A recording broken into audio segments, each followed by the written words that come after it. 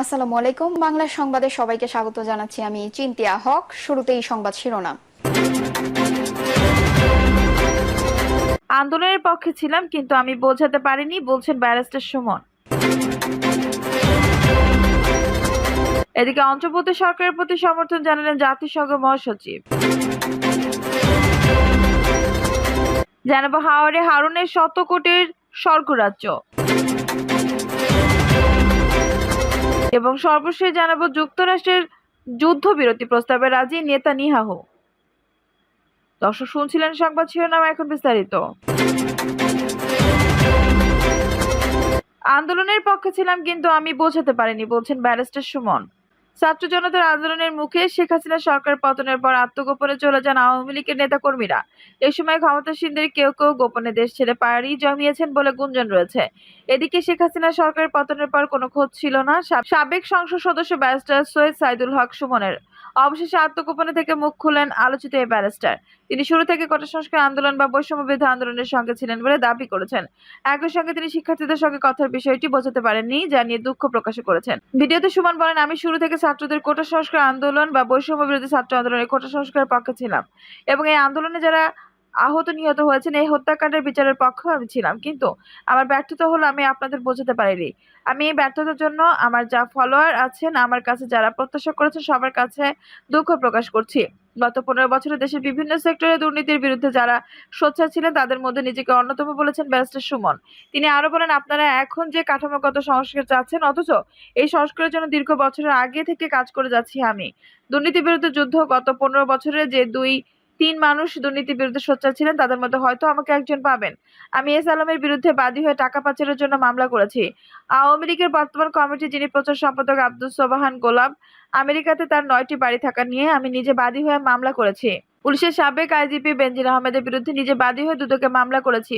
জাতীয় সংসদে তার বিরুদ্ধে আমি বক্তব্য দিয়েছি। কার মিশনার মতিউরের বিরুদ্ধে মামলা করেছি। সালমান মোর্শেদের বাড়ি গিয়ে মামলা করেছি। ফুটবলের দুর্নীতি নিয়ে কাজী সালাউদ্দিন সম্পর্কে কথা বলেছি।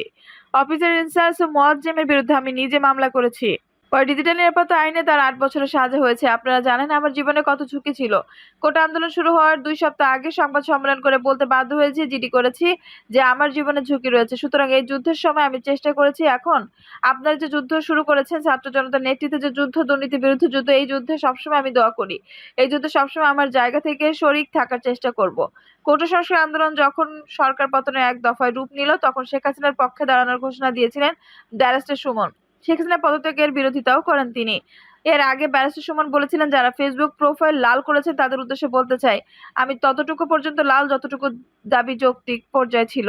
কোটা সংস্কারের জন্য ছিল, আমি ততটুকু পর্যন্ত লাল ছিলাম। কিন্তু যখন আমার নেত্রী শেখ হাসিনা পদত্যাগ চাচ্ছেন এবং ধ্বংসলীলায় মেতে উঠেছেন, তখন আমি আপনার পক্ষে নেই। কেননা আপনাদের যেমন আমার নেত্রীর বিরোধিতা করার অধিকার আছে, আমারও আমার নেত্রীর পক্ষে দাঁড়ানোর অধিকার আছে।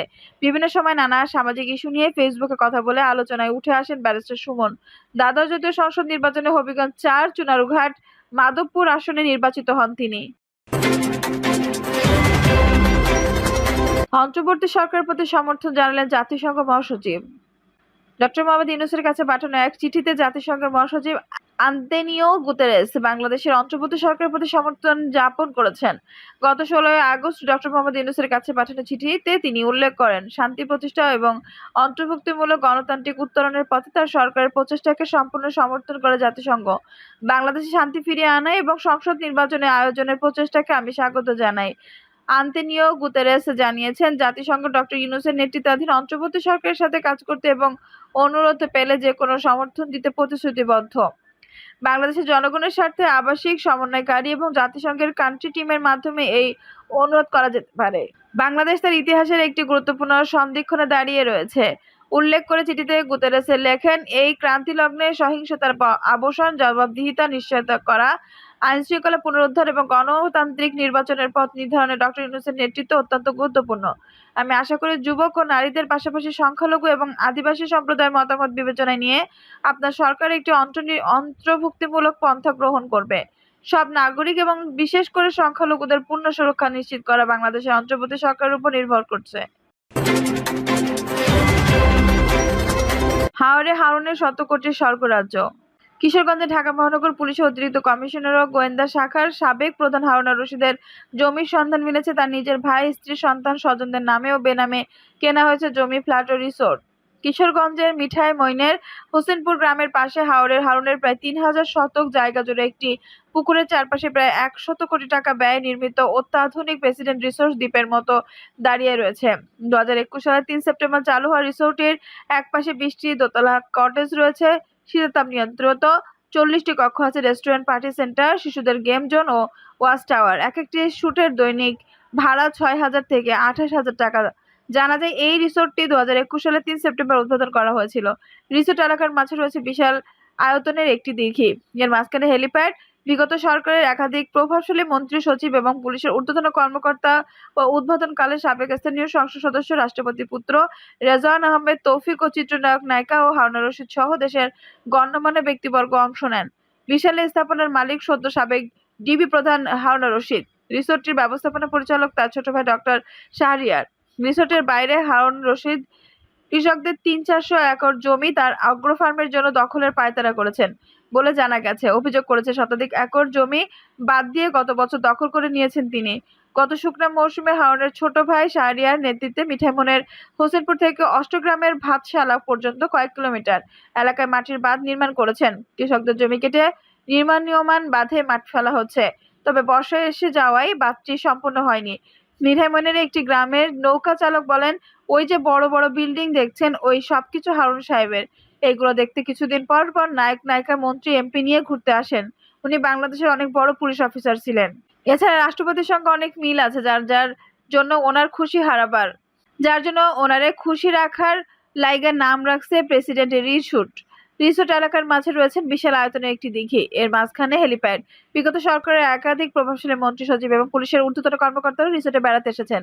বিশাল এসব স্থাপনার মালিক সদ্য সাবেক ডিবি প্রধান হারুন রশিদ। সরেজমিনে সাবেক ডিবি প্রধান হারুন রশিদের এলাকা গিয়ে ভুক্তভোগী এবং নানা শ্রেণী পেশার মানুষের সঙ্গে কথা বলে তার বিপুল সম্পদের সন্ধান পাওয়া গেছে। স্থানীয় লোকজনের প্রশ্ন, একজন পুলিশ কর্মকর্তা এত অর্থবিত্তের মালিক হন কিভাবে?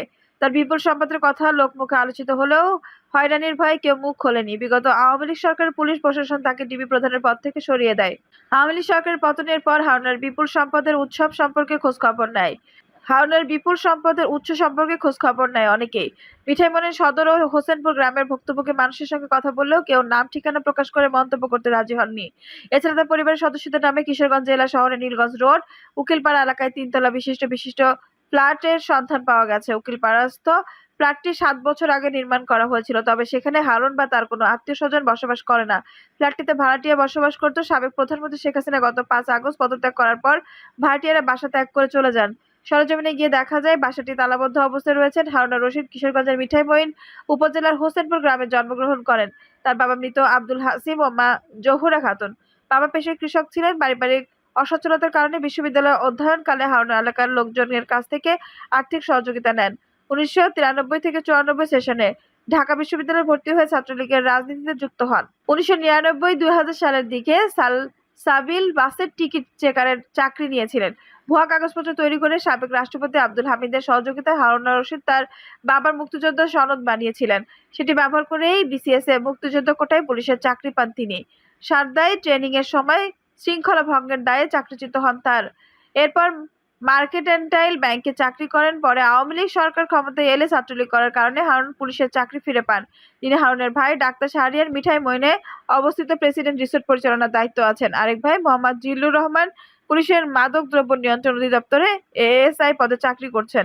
সাবেক ডিবি প্রধান হারুন রশিদের মোবাইল ফোন বন্ধ থাকায় অভিযোগের বিষয়ে তার বক্তব্য পাওয়া যায়নি। তার ভাই প্রেসিডেন্ট রিসোর্ট ও আগ্রো ফার্মের পরিচালক ডক্টর এবিএম শাহরিয়ারের ফোনও বন্ধ রয়েছে। যুক্তরাষ্ট্রের যুদ্ধবিরতি প্রস্তাবে রাজি নেতানিয়াহু। ফিলিস্তিনের গাজায় যুদ্ধবিরতি কার্যকর করতে ইসরায়েলের শীর্ষ কর্তাদের সঙ্গে কয়েক দফা বৈঠক করেছে কাতার সহ মধ্যপ্রাচ্যের বেশ কয়েকটি দেশ। তবে প্রতিবারই যুদ্ধবিরতি কার্যকর করতে কঠিন সব শর্ত জুড়ে দিয়েছে বেনিয়ামিন নেতানিয়াহু সরকার। তাতে চ্যালেঞ্জের মুখে পড়েছে যুদ্ধবিরতি কার্যকর ইস্যু। তবে এবার যুক্তরাষ্ট্রের যুদ্ধবিরতি প্রস্তাবে রাজি হয়েছে নেতানিয়াহু। সোমবার তেল আবিবে এমন দাবি করেছেন মার্কিন পররাষ্ট্রমন্ত্রী ব্লিংকেন। খবর ডয়েচে ব্লেয়ার বিলকন জানিয়েছেন, যুদ্ধবিরতি নিয়ে নেতানিয়াহুর সঙ্গে তার খুবই কার্যকর বৈঠক হয়েছে। সেখানে নেতানিয়াহু তাকে জানিয়েছেন, যুক্তরাষ্ট্র যে যুদ্ধবিরতির প্রস্তাব দিয়েছে তা তিনি মেনে নিচ্ছেন। এখন হামাস তা মেনে নিলেই এই অঞ্চলে আর যুদ্ধ হবে না। ব্লিংকেন বলেছেন, ইসরায়েলের বন্দীদের মুক্তি দিয়ে গাজায় ফিলিস্তিনিদের স্বস্তি ফেরানোর বিষয়টি এখন হামাসের উপর নির্ভর করছে। এটা এটা নির্ণায়ক মুহূর্ত। যুদ্ধবিরতি করে বন্দীদের ঘরে ফেরানোর এবং দীর্ঘস্থায়ী শান্তি প্রতিষ্ঠার এর থেকে ভালো সুযোগ সম্ভবত আর পাওয়া যাবে না। যুদ্ধবিরতি কার্যকর শুরু থেকেই মধ্যস্থ করছে কাতার। কাজে ব্লিংকেন এখন কাতার যাবেন এবং সেখানে গিয়ে কাতারের সঙ্গে যুদ্ধবিরতির বিষয়টি নিয়ে কথা বলবেন। পরবর্তী পদক্ষেপ নিয়ে আলোচনা করবেন। আর সেটি হলে ইসরায়েলের হামাস সংঘাত শুরুর পর 10 মাসে এই নিয়ে 9 বার মধ্যপ্রাচ্য সফর করবেন ব্লিংকেন। মধ্যস্থতাকারীদের একটা অংশ অবশ্য মনে করছেন যুদ্ধবিরতি চুক্তি এবার হয়ে যাবে। তবে ইসরায়েল ও ইরানের মধ্যে উত্তেজনার ফলে এই সংঘাত আরো বাড়ার আশঙ্কাও করছেন অনেকে। জানিয়েই চলতি সপ্তাহের শেষের দিকে মিশরের যুদ্ধবিরতি নিয়ে আলোচনা হবে। সেই আলোচনার আগে অবশ্য নেতানিয়াহু সতর্ক করে বলেছেন, আলোচনার সময় কেউ যেন এমন কোনো কাজ না করে যাতে এই প্রক্রিয়া বানচাল হয়ে যায়। দর্শক, এই ছিল এখনকার সর্বশেষ সংবাদ। নিউজটি ভালো লাগলে অবশ্যই একটা লাইক দিন, কমেন্টে আপনার মূল্যবান মতামত জানান। সবসময় আমাদের পাশে থাকতে সাবস্ক্রাইব করে বেল বাটনটি অন করে রাখুন। ধন্যবাদ।